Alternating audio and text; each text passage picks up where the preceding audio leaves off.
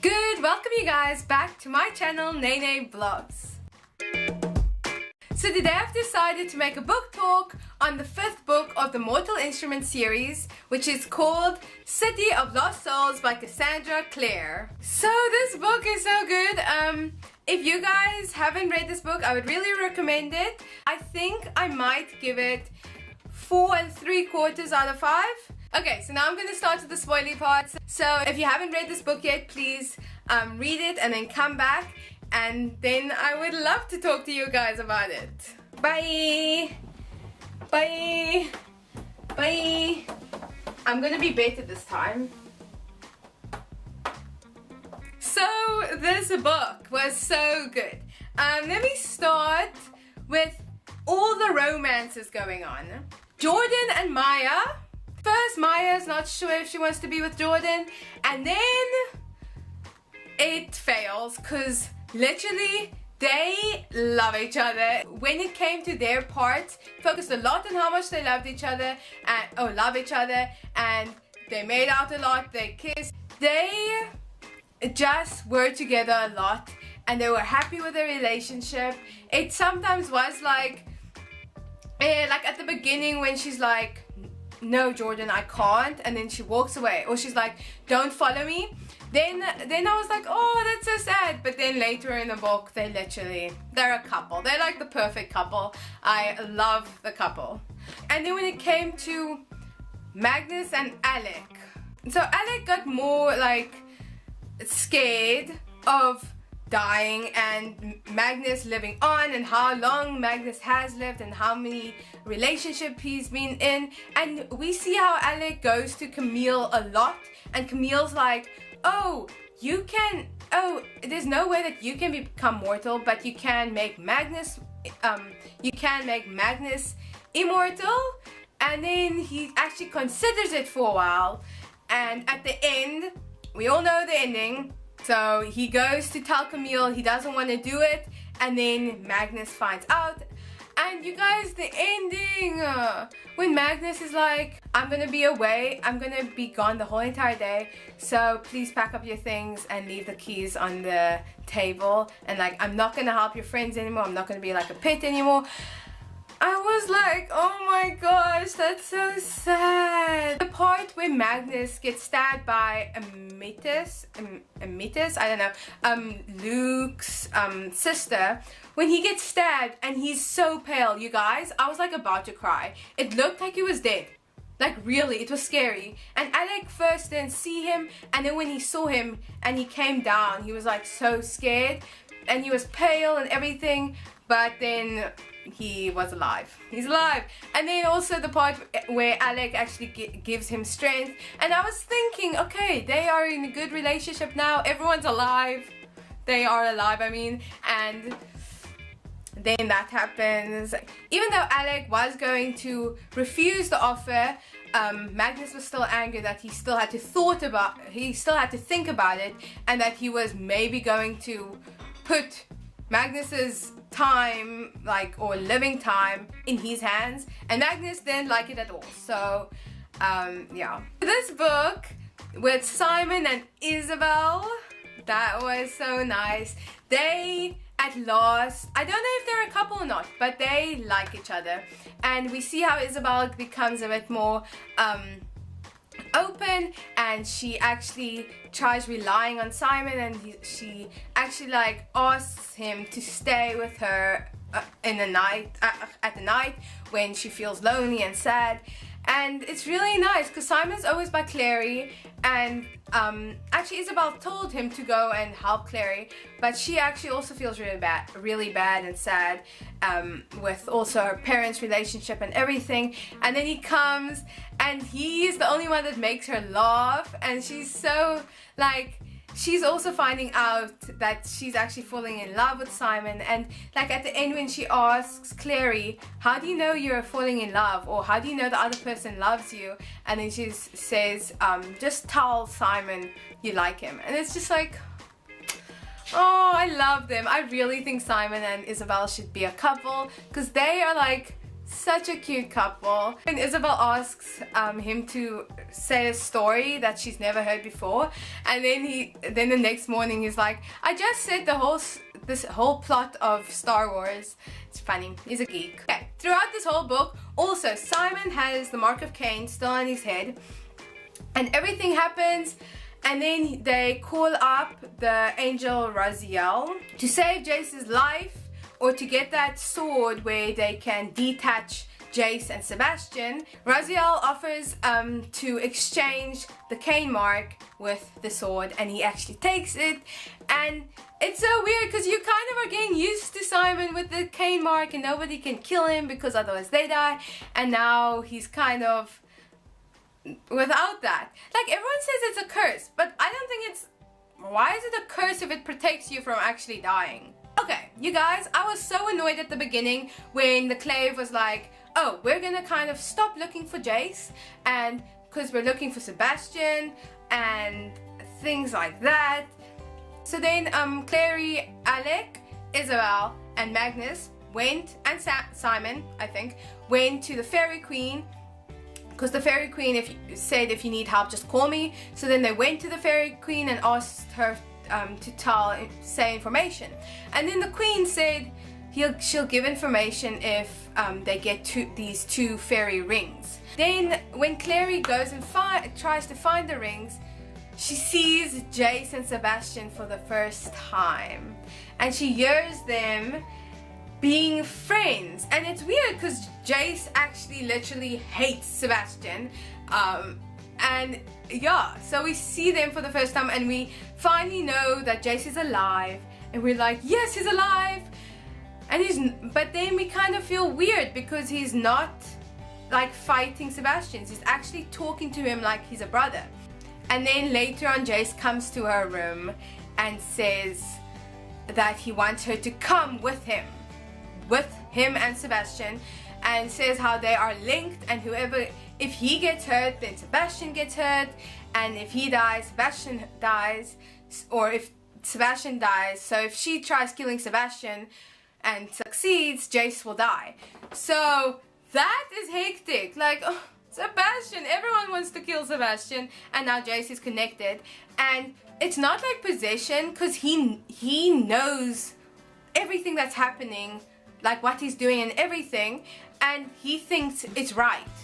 And it also says one of the two people has a more higher rank, or is more the lead of the pair, and we see that Sebastian is that person. So first, I love the idea of the rings, how Simon and Clary get the rings, and then they talk to each other like telepathically and they can hear each other's minds, and it's super cool. I knew when they went to that club and she got drunk, and then she said something about a hand. She remembers a hand when she's drunk.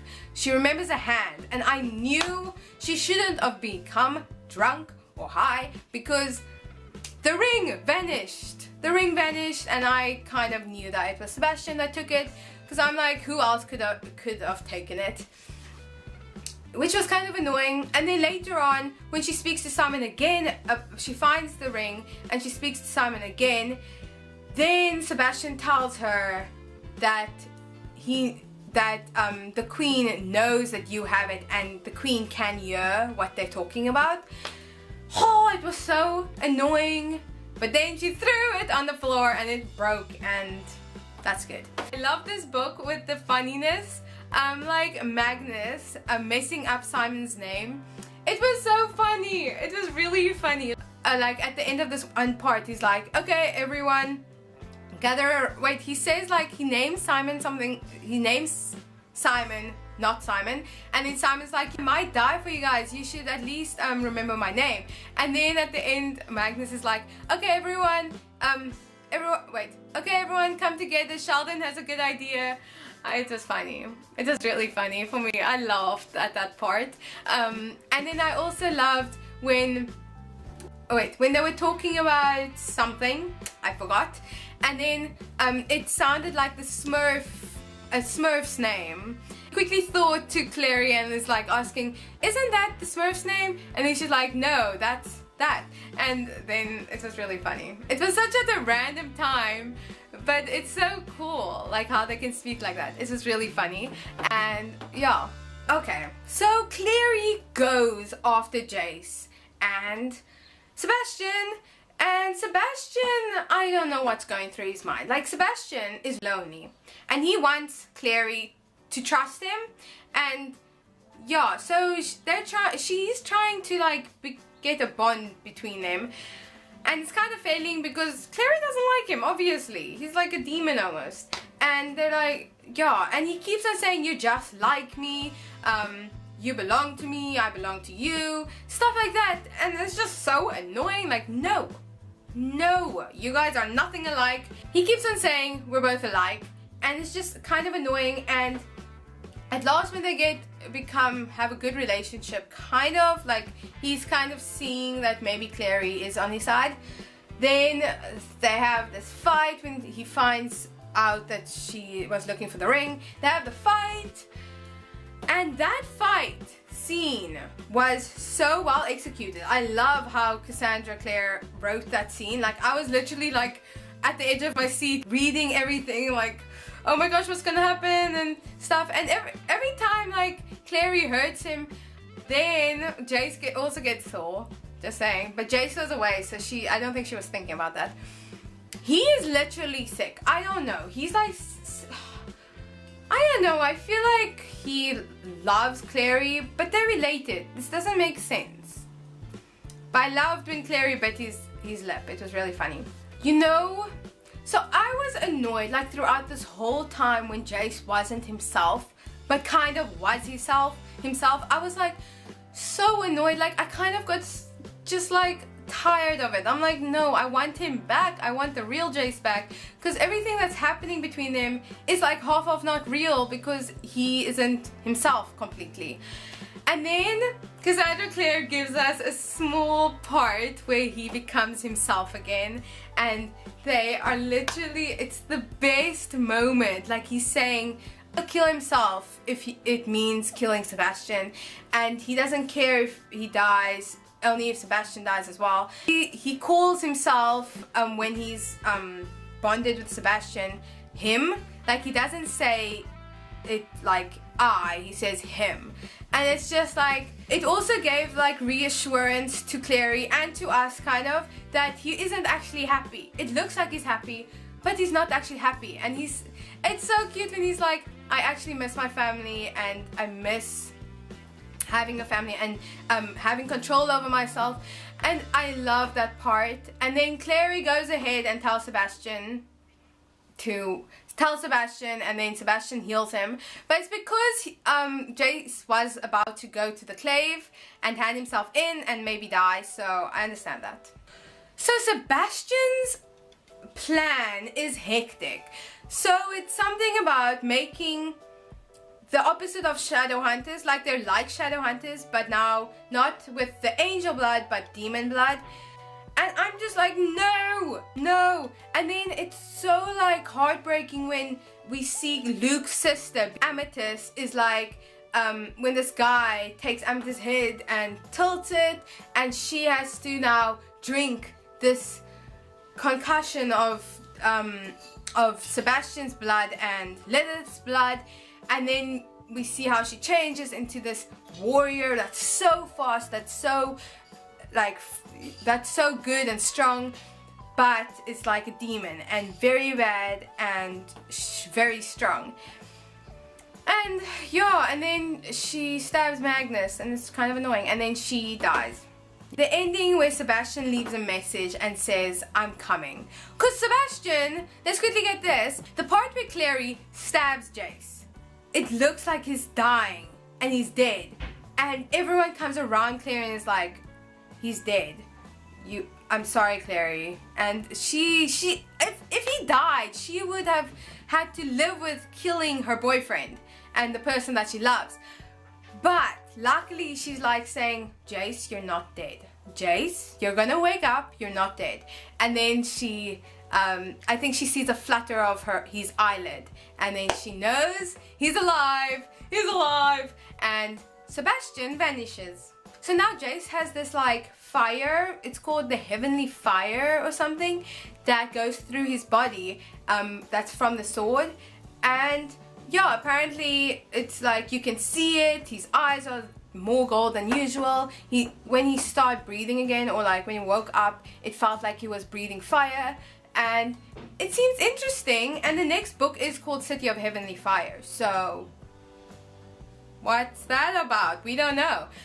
So I think the next book is gonna be hectic. I don't know what is Sebastian now planning, because he, I think, still has the cup. Does he still have the cup? I think he has the cup, and he can still make, I think, the whole army that he's planning to make.